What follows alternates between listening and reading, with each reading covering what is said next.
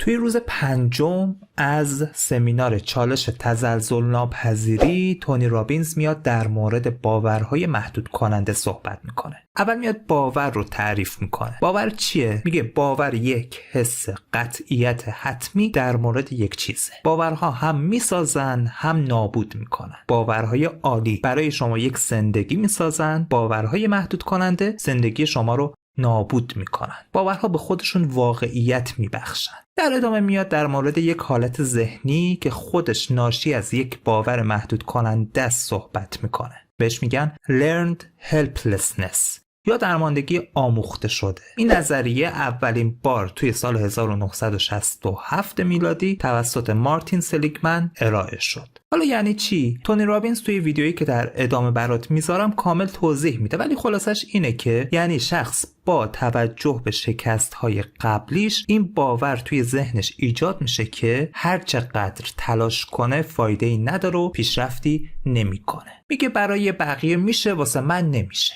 و چالش اینجاست که وقتی شخصی به این حالت ذهنی برسه باعث میشه که توی یک نقطه گیر کنه. حالا در ادامه 3 باور هست که وقتی حالت ذهنی درماندگی آموخته شده داشته باشی بهت غالب میشه، که باور اول که خیلی هم مخرب هست رو انتهای این ویدیو تونی رابینز بهت میگه، حتما ببین و این باور مخرب رو توی گام اول شناساییش کن، توی گام بعدی با یک باور قدرتمند جایگزینش کن. بریم ویدیو رو ببینیم. There's one particular type of belief that some people get into that's the most destructive, and I'll call your attention to it.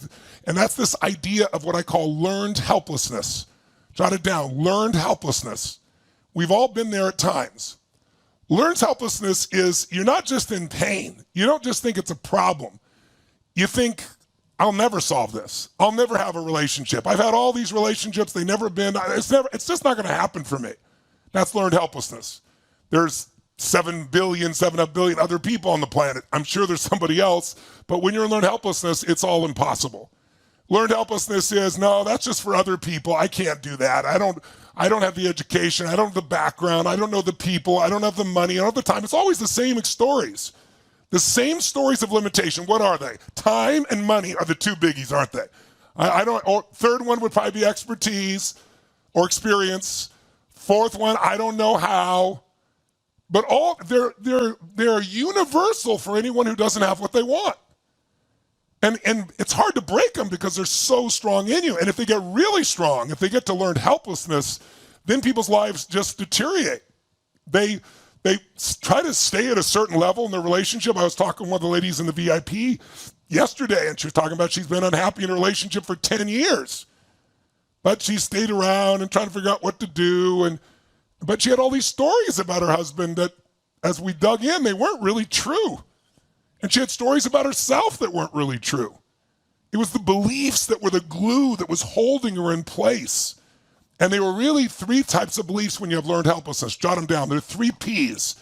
Learned helplessness means, number 1, you think the problem is pervasive. Pervasive means you think because your finances are screwed up, your whole life is screwed up. What I loved about Kathy earlier and her son was she's homeless, she's in her car under a bridge, but she still find a way, her and her son, to have joy, to look out at the ocean, to see, the fish, to feel connected, to still play together, to still be in love with each other. As bad as the situation is, it's not pervasive. It doesn't affect your whole life unless you believe it. But once you believe, because I don't have a great relationship, or I never have, I never will, and therefore my whole life is screwed, or because, I haven't figured out my career, or because my family is in conflict, I can never be where I want. Once you believe a problem is pervasive, it starts destroying your life. How many follow this? Say aye.